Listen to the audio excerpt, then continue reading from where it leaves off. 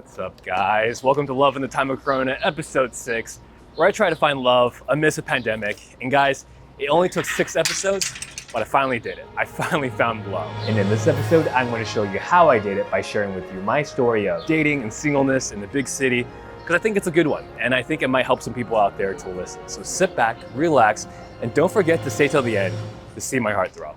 I never dreamed that 5 years ago, amidst a really bad quarter-life crisis of sorts, I quit my job in San Francisco and moved to New York City. I was coming out of a 7-year relationship and was looking for a new me, a new life, and of course, a new girlfriend. I had heard that New York City was full of beautiful women, and I had this romantic vision of meeting someone here in the city again and falling in love. The problem, though, was that I was a complete dating novice. Like, I had been in a long-term relationship for most of my adult life, so I didn't know how to date. I didn't know how to text a woman, didn't know how to talk to her, didn't know how to flirt. Quite frankly, I was just low-key afraid of women. I'll share one quick story to demonstrate what I mean. So, I matched with this woman on Coffee Meets Bagel. We met up at a bar in Fidei for our first date. And I could tell she was initially excited to see me.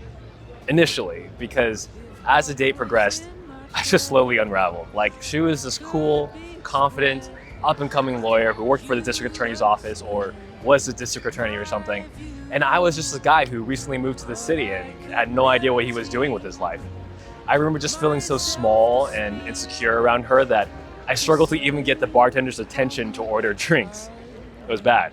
There were a lot of silences in our conversation, broken up by random question asking like, do you like your job? The whole time I just felt bad. I felt bad for myself, I felt bad for her, I felt bad for the bartender for having to witness this awkward first date. After about 20 minutes, I just said to her, hey, look, like, you don't have to stay here, we can just call it. And she looks at me and she says, okay. Then she pays for our drinks, leaves. I just remember sitting at the bar by myself, finishing both our drinks, wondering what the heck just happened. not a poet. Now, as you can probably see, my problems went beyond just dating and experience. I was lost. I was still carrying baggage from my prior relationship, had unaddressed insecurities and unhealthy attachments. There was just this level of intimacy and knowing within myself that I lacked, and all of this just compounded into this existential gnawing void within me that I thought I could fill through women. I had thought that if I could just meet someone and fall in love again, then everything would probably just go back to the way it was and I'd be happy again. And so naturally, getting better at dating and talking to women became my #1 priority in life.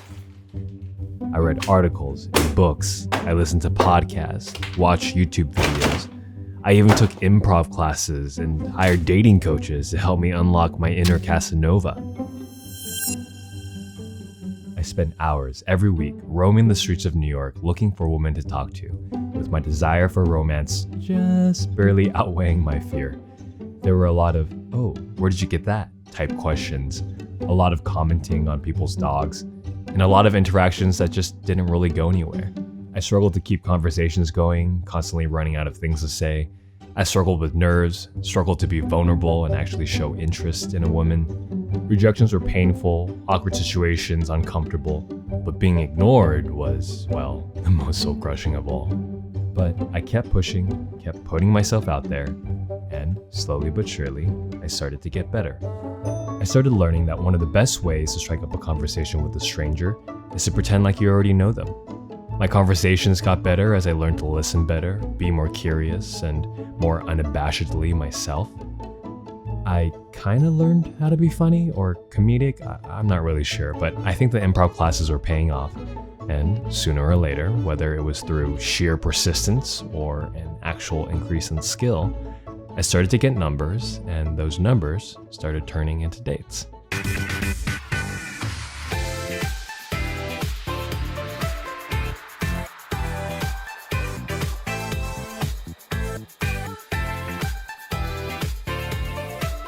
Just kidding. That's my friend's dog. But you get the point. By now, it had been a couple years since I moved to the city, and I was finally doing the thing I set out to do, meet and go on dates with attractive women. But surprisingly, or not so surprisingly, I wasn't actually any happier. Dating had done nothing to fill that void. I still struggled with loneliness and bouts of depression. I knew something was wrong, but I didn't quite know how to fix it. And rather than take a step back and slow things down, rather than stop and look inward and focus on my actual problems, rather than just let go and trust God, I doubled down. I talked to even more women, went on even more dates, chased even more highs. I was convinced that if I just attracted the right person, then all my problems would go away. I finally get over my ex, heal the hole in my heart, fill that void, find purpose in my life, find meaning, find peace, find love, feel significant, feel secure, feel enough, feel happy, feel joy, feel loved. And then the pandemic hit.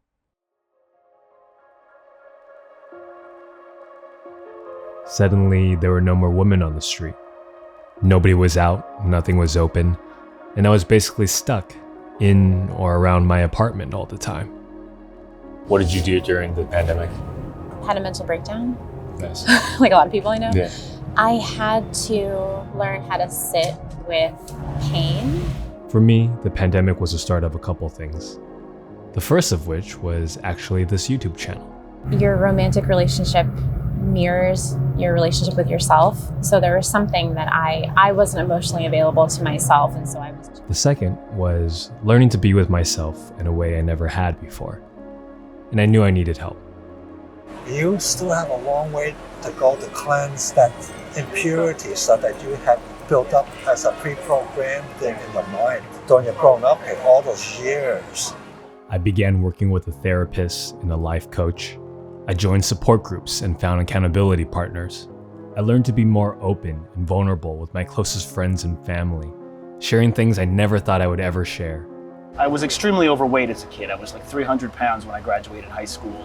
I was completely cross-eyed when I was a baby, ridiculed at every step, and I had every learning disability that they had written about in books. And I guess I've grown up. I'm in therapy, and I do what they call the work. I meditated more, prayed more, read more books that weren't about dating, and I journaled profusely.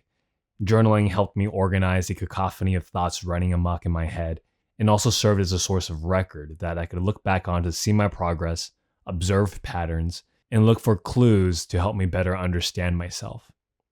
Oh, and a big thing for me, I stopped smoking pot, which is maybe a video in and of itself, but for now I'll just say that it was only until I stopped numbing my pain that I could feel it and begin to move on. But you can understand why he was scared then. Yeah, I didn't understand everything. I didn't understand myself. I think the key was that I just kept I started becoming mindful about the thoughts I was having and analyzing them for their falsehoods or their truths. Mm-hmm. And that's huge. I was finally doing the work, and just like the term implies, it wasn't particularly pretty or grandiose. It was just simply work. Each misplaced item or piece of trash, some unresolved issue. That one time I was bullied at school. That one time I was rejected by that girl. Looking at my prior relationship and figuring out where things went wrong. Then learning to forgive myself and learning to forgive my ex. I even looked at the way I was raised and recognized gaps in my development. Basically, every time something came up or felt off, I put in the work to find my inner peace again. It's learning how to love and accept oneself and being sincere about your meditation. If you're sincere about your meditation, the whole world opens up to you. That God up there that listens. The angels around all of us listens. In a less allegorical way, this is what doing the work literally looked like for me. When I feel that ache come, that low-grade anxiety or discomfort, I stop what I'm doing and I just sit down. Just staying still, breathing into my body, being present to whatever arises. Sometimes I start praying, sometimes I start crying, sometimes I do a little bit of both. And then sometimes I just need to punch the shit out of something. More often than not though, it's less about trying to fix anything and more just about riding the wave. Or being a yes to whatever is. My dad used to come home when I was young. He used to smell like the city. And I always wanted to work in the city because of it. And when I started to work in the city, I started to enjoy things. There's so much happening around you. You walk through the street and you look a lot of people in the eyes and you try to look away because you're nervous, or you're in the subway and people looking at you and you need to feel like you're on your phone and you're reading.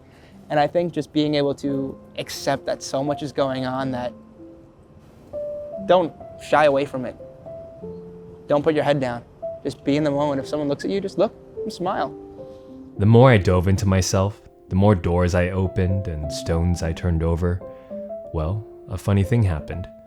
I finally started feeling less lonely. The hole in my heart started to fill, and the void felt less voidy. She broke up. I was depressed. Been there. Then all I the time. realized that, you know what? Everything has its seasons. Girls will pick who they want. And if she's staying, she's staying. If she's going, let her go. Let her go. And when you're not looking for the girls, when you're looking for yourself and you really become involved in yourself, then they come. When you're looking, they never come. Oh I'm man. still learning that. I know. That's the truth, brother. That's the truth. God gives you what you need. We are so focused on wants. And we overextend ourselves, but God will give you what you need in the right time, in the right way, and it will be the perfect fit. Now, just to be clear, I'm not saying that I'm all perfect now and have everything figured out. There's still work to be done. I still get bad days, but the lows get less low and the highs get higher. More importantly though, I think I'm learning to just relate to myself and God in a more honest and sincere way. And that's opened my life up in ways that I could have never imagined. It's funny, all these years that I spent looking for a girlfriend, it turns out that the love I was looking for, at least most of it, I had all along. And so, without further ado, drum roll please, I'd like to introduce you all to my heart. What's up? Oh God, I'm gonna be single forever. Nah, bro, we good, trust. I know. Sometimes I can be a pain. Sometimes it be kind of a mystery. But you know I always got you, bro. I can't believe I'm making this video right now. Bro, the video's almost over. You know what always gets him going? Now? Yes. Go get it. This is one of his favorite songs to play.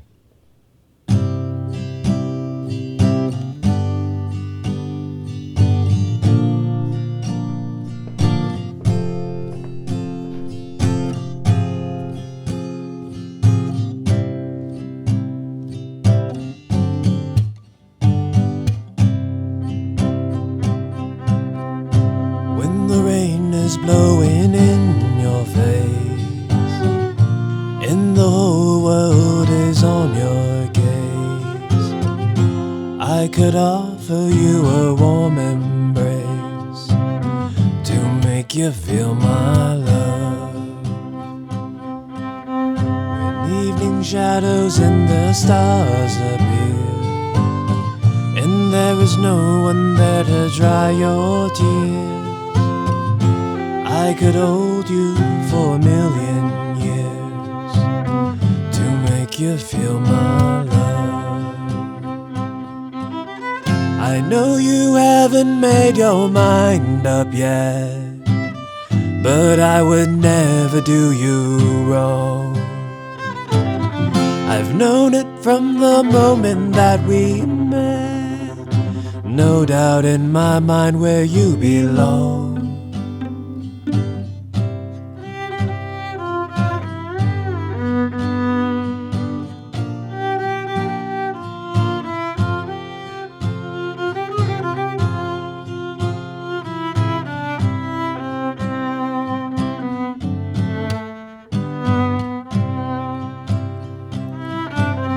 To make you feel my love,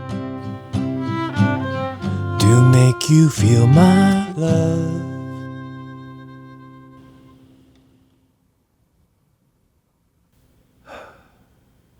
Yeah.